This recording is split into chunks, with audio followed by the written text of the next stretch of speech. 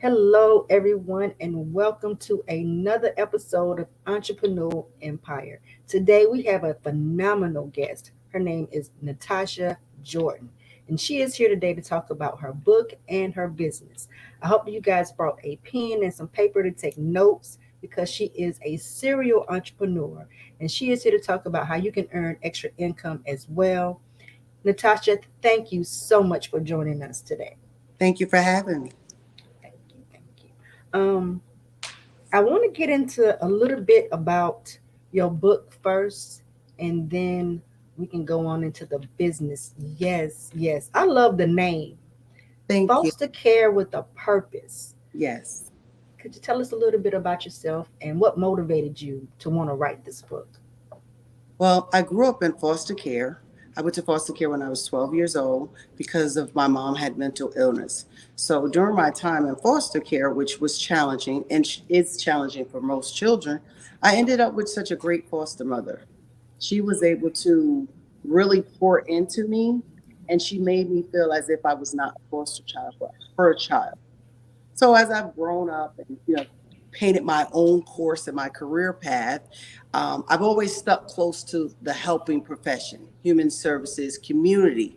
So all of the things that I learned from her, my experiences in foster care, my education, led me to wanted to tell a story in foster care with a purpose. Now, some people like to say it's an autobiography, but I don't think so. I just think it's about a moment in time in my life in which it shaped me to be who I am.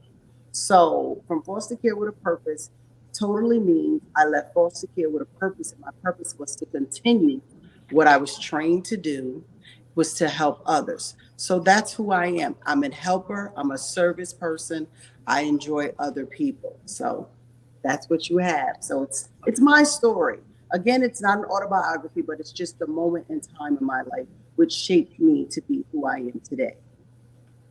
And that sounds beautiful. You said that you was raised by someone that actually cared and nurtured you into growing up into being a successful woman. Um, may I ask, do you have a relationship with your biological mom still? My foster mother and my biological mom passed away. Oh, I'm sorry to hear that. Yes, but my foster mother, even as I when I got older and I moved to Florida, because I grew up in New York, I was still in contact with my foster mother. And as she was aging, I went back to New York and helped to take care of her and set up her in a situation so that she could get the medical care she needed as she was, transitioning into, you know, her age elder, her aging. My mom, my mom passed away. It's actually going on 6 years. My mom passed away, but I had taken care of my mom since I was 26. So up until about 48, I took care of my mom. Yes. So my mother definitely had a relationship with my mom because what my foster mother taught me is that I had to forgive my mom. My mom, Mm, it was her illness. It wasn't her intention to be who she was. I talk in my book about the abuse that I endured with my mom, and it was not. I don't think it was because my mom. It wasn't intentional. It was just there were times when her mental illness caused her to have those moments, and those moments sometimes in return were the result of me, being physically abused and things of that nature. But my mom, I took care of her up until she passed away. That was something that I grew up. My foster mother told me no matter what, she was my mother. I had to accept her, and I did that. So, yes, I was honored to take care of my mom and my foster mother until they both transitioned. amen, amen. And I apologize. I should have read a little bit more, but I didn't see that in the notes. Um, might I ask you to talk a little bit more about forgiveness? How do you was that a really struggle for you? Because, like you said, whether it's mental illness, alcohol, no matter what it is, when a child has to go through that and forgive the parent for the way that they was raised, it is a struggle. Could you talk about a little bit about your story, if you don't mind? Well, I was very angry when I entered foster care. And It wasn't my mom's fault. It was just the circumstances. But I arrived to my foster mother an angry child. I was mad at my mother because even though the physical abuse occurred, even though she had the mental illness, it was kind of, for me, it was like, it's your fault. Because of who you are, I'm here. And so my foster mother was very, very instrumental in saying that that's not how we're going to treat your mother. Your mother is your mother. And so it was a lot of, we had to go to therapy. We had to go to therapy. We had to do monthly sessions with the therapist and my foster mother. We had to talk about, where we were in that moment and how we moved further along in our process of growth. And so the therapy helped me. The caseworkers helped me. And then after me being who I am, I think just who I was born to be, I'm a very caring person. I mean, I can be firm, but for me, forgiveness is how I fuel myself. It's my energy. So Mm, to be mad with someone ongoing, that's not who I am. I have to forgive because if you don't, that energy, it remains in your soul and your mind, and then you're angry. And yeah. so I don't ever want to be angry with another person and take it out on another person who has nothing to do with where my anger is coming from. Mhm. So forgiveness, I'm all about forgiveness. I mean, I just have to. It doesn't mean I forget, but I will forgive you. Yes, yes, I love that. Um, there's always pros and cons to foster care and being a foster care parent. And I heard you say that when you came in angry. But it sounds like, from your story that you had a phenomenal human being that took care of you. Um, what are some of the pros or cons for children as well as for parents being in the foster care and going through that process? Well, as a child, when you enter foster care, again, you're angry, but you have to deal with this is not my natural family. These are, we like to say in our industry, these are not my natural supports. These are supports that were provided by the court system, social services. So you have to adjust to this is your new family. Whether you like it or not, you're here for a long time or indefinite. And so I had to adjust that these were not my family members, but what was more important is that they were willing to accept me as a family member to them. So I had to be acceptive and receptive of that engagement and the dialogue and the relationships. So that's one of the cons of foster care is you feel alone, you Mm, feel abandoned, you feel isolated, and you're isolated within in your mind because you have so many things going on, and you're trying to figure out who do I trust in this home, who can I give this information to. So another con for foster kids and foster kids that I know who are in other foster homes is not everybody is going to be an Aunt Jody. I had a wonderful foster mother.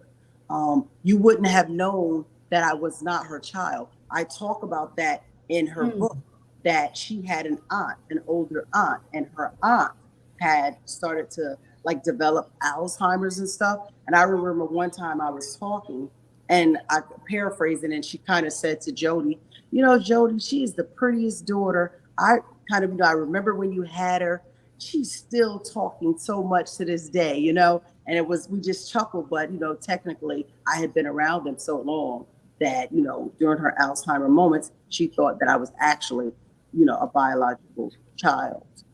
So that's a con. The pros is that foster care, if we didn't have foster care, where would some of the children go?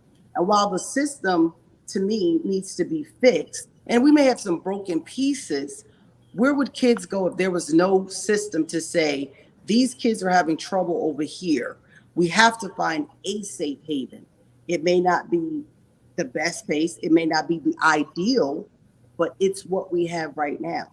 So what we have to do is we have to look at the pros and the cons, and we have to figure out how we find a balance. mm. But it has its pros and its cons. But for me right now, I think that it's a part of the system. It can work. Okay.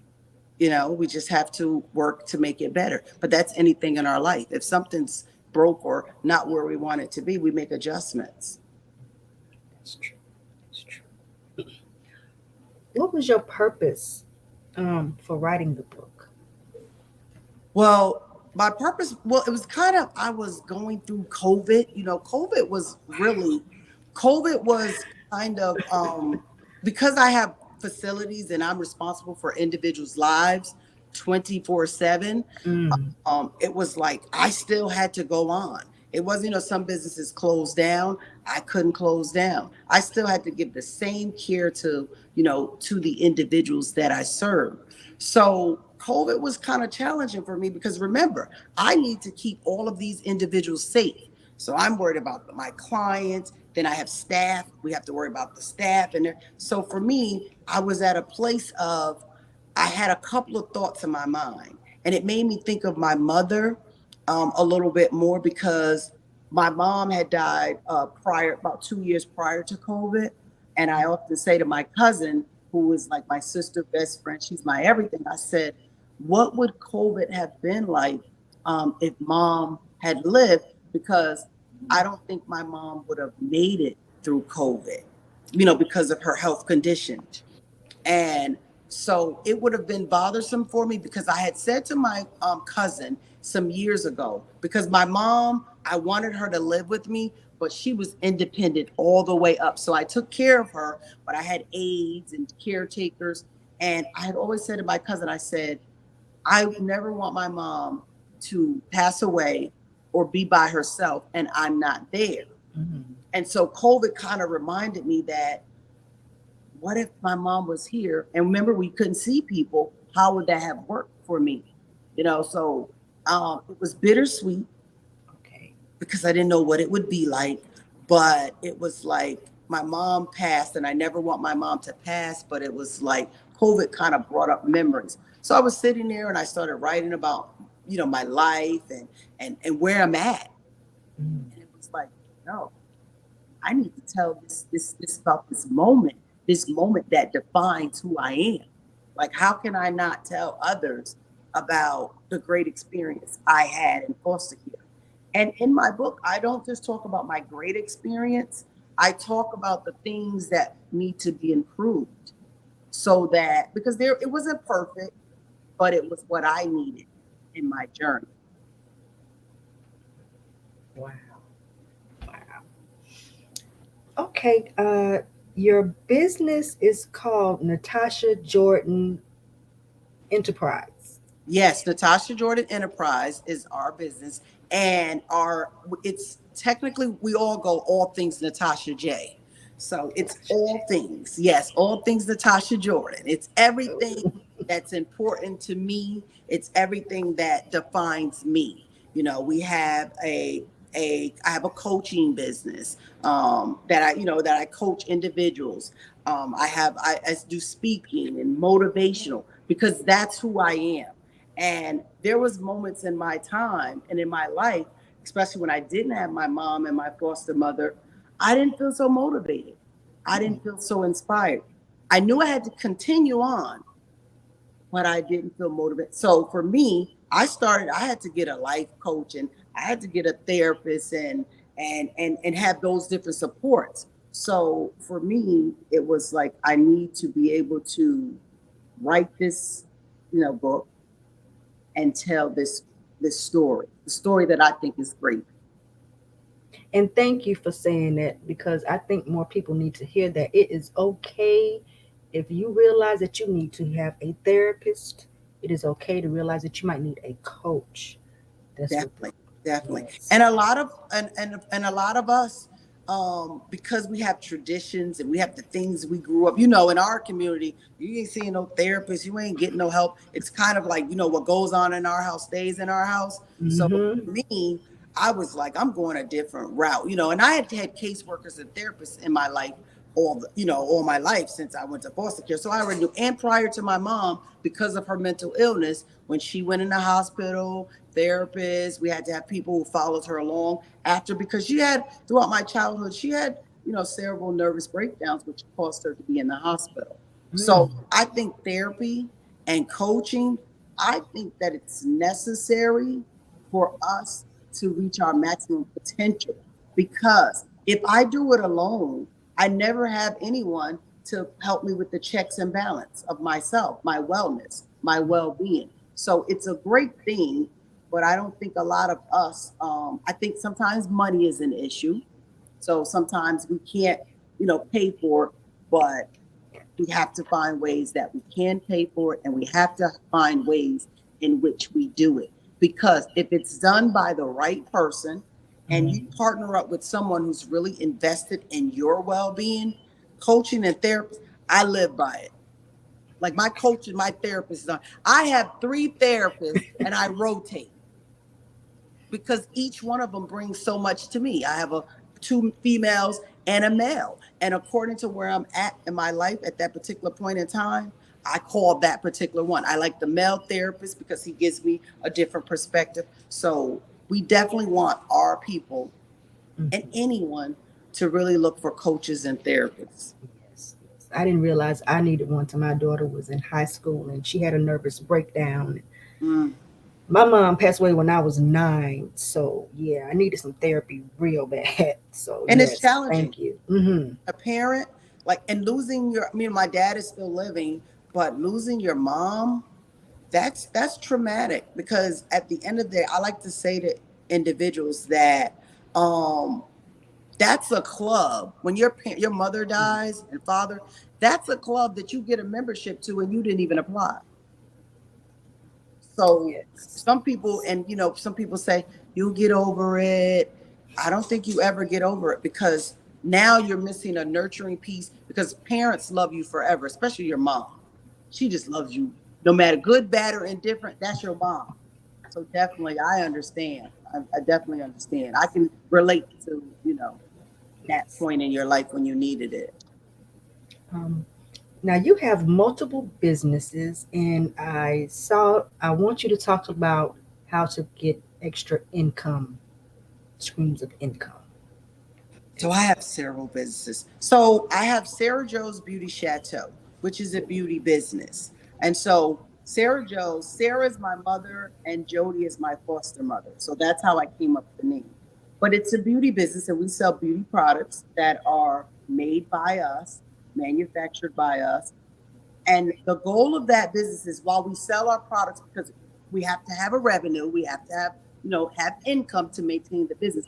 The goal of that is for me to find or individuals to find us that are beauty developers and for us to place your products on our platform for a fee and we market and promote you. So there's times that individuals, let's say for instance, can't go to a pop-up shop, but they want to, or a big expo. Well, if you're a part of our brand, when we go to expos, we go and we take your product. So what we do is we're promoting and marketing you. We're helping you to build up your brand, to build up your income. So we're giving financial literacy coaching in that. We're having you speak with someone if you need so that we can make sure that along this journey of success that you're able to handle it and you're able to process it. So Sarah Joe, again, I like to help people. So it's beauty products that keep us gorgeous. We need those, but Yes. it's still tied to me giving and helping others. So Others. that's Sarah Joe. Then I have a business called Your Residential Care Consultants. In that business, it's where I train, teach, and consult for individuals who want to open up like their own group homes, facilities. Yep, I teach that. It's for people who want to open up an ALF if they want to take care of elderly individuals. And in addition to that, we teach individuals who want to open up a plastic surgery home how they can also do that because that's something new and it's a new trend. However, there are a lot of individuals who are opening up those homes and they're not licensed. Everything that we teach, we are certified and licensed by the state of Florida to provide the training. So for us, we train people who want to, go into this journey because remember, we have populations that always need other people to care for them. So that's what YRC is for. Then we have our nonprofit, which is from Foster Care with a Purpose. And that's where in our nonprofit, when funding is available and support is available for foster kids, we'll help with hair care, get your hair cut, birthday gifts. We do that for individuals that live in group homes. And then we have a part of that Yes, yes. So we're doing quite a bit. And we have a part of that where if you own a residential facility and say you have some vans, if we can help you get a tune up, we do gift certificates for tune ups. We might be able to get you a TV because that's what you need. So that's what we do.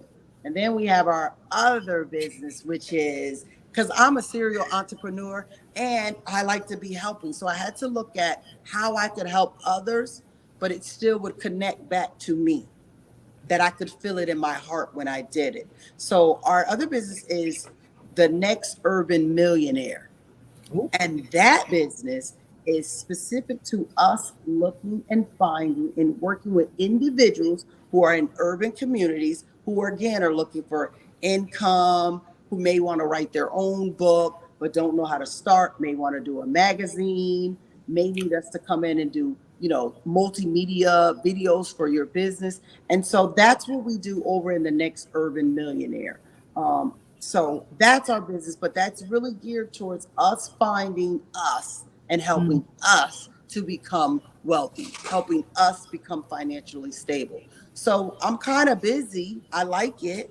I enjoy it. That was my next question. Oh wow, what is your favorite aspect of being an entrepreneur?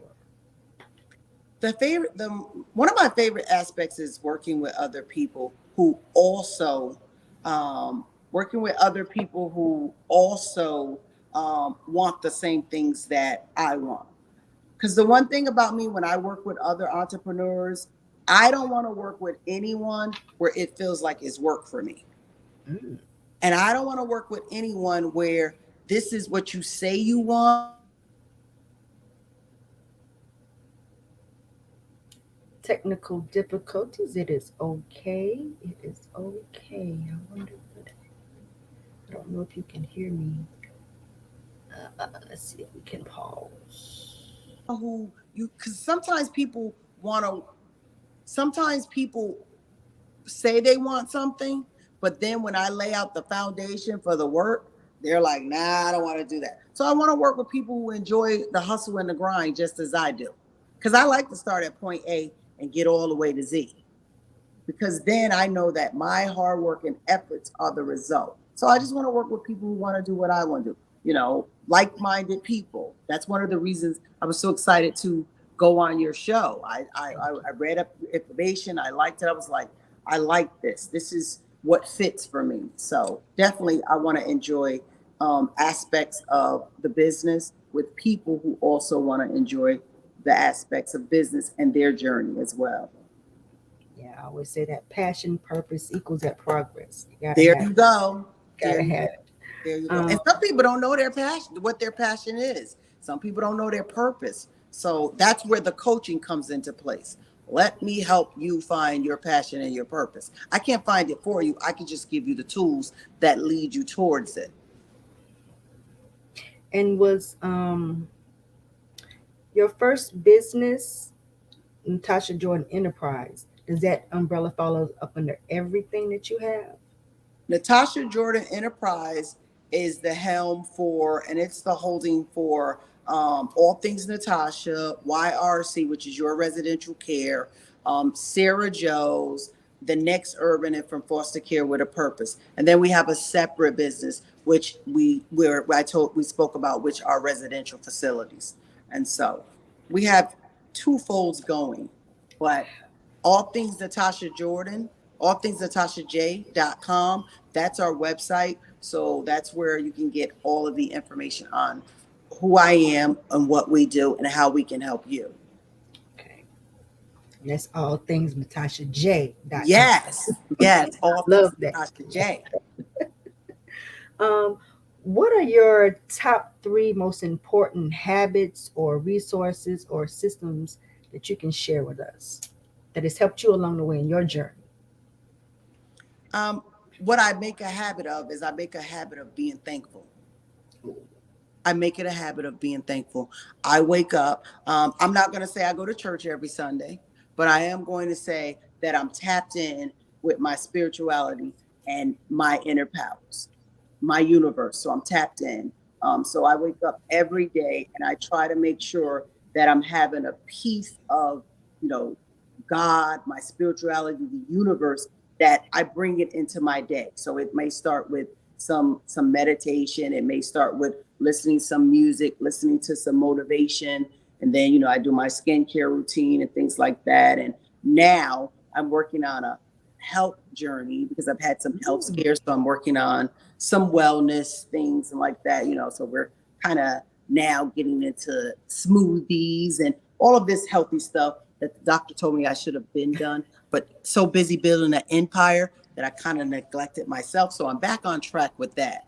So that's one. It's just being in tune with myself first. The second thing is making sure that the individuals that I work closely with, that they're all good. So that might be a text to someone, checking on individuals. I'm with my photographer, my hairdresser, my cousin. I like to tap in with other people and make sure they're okay.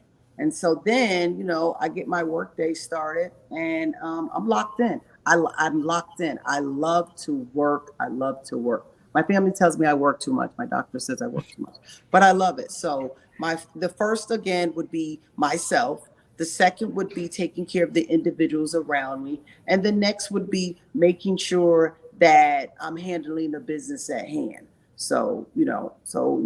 It's me, others, and then the business. Okay, I like that. I like that.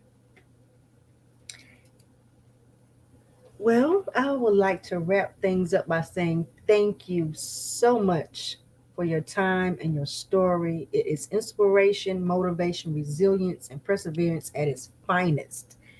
And I hope that it resonates with someone. Would you like to say anything else, Natasha? I want to tell you thank you. I appreciate you so much. From the first time I spoke with you, you've been delightful to work with. I am so thankful that God allowed you to enter into my universe. I will definitely stay in touch. I want everyone to go to allthingsnatashaJ.com so you can see exactly what I'm doing, how I can help you. And I want to make sure everyone on October 20th on Amazon. Get this book, From Foster Care with a Purpose. In addition to this book, I also have a workbook that'll go with this book. And I have another book as well, which is called My Life in Quotes. And so it, yes, it's Let's quotes. talk a little bit about that before we go. Okay, so this book is another book through COVID. Oh, Another book through COVID. So I was thinking, and I was, how you have those thoughts and you say things to yourself. And so I just started writing those things down. And then I was talking to my cousin and another cousin, and I was like, I think I want to do a book with quotes and different things and about pieces of time and moments in my life. And so I knew that I wanted to just like put it in a workbook. So it's in a workbook. So what happens is it's 52 weeks and you can use it each year and you could start over. And so what I do is each week I say a quote. So like on week 2, I said, my mother never had a fair chance. She became a prisoner of mental illness at a young age. I figured out how to be her peace in the midst of her mental instability. And so it allows people. And so once I say that, you think about who's your special person, whether it's your mother. And then throughout the week on Sunday, I answer you a question and it says, I'm striving to accomplish the following this week. And then each day it tells you something. On Monday, I'm looking forward to the following person, place, or thing this week. And so you do this. And then at the end of the week, you write a note to yourself. And so it's 52 weeks of you tracking your progress, tracking your life, and thinking about what's important to you as well. So I have a couple of great things. I'm looking forward to talking with you again. And I'm so appreciative of you having me on your show. thank you so much. Um, Thank you all. It has been a beautiful pleasure speaking with Natasha about her businesses, about her book. Please, guys, check out her website. You can email her at simplyjordans@gmail.com. Again, her website is all things Natasha J. You have to love that. NatashaJ.com.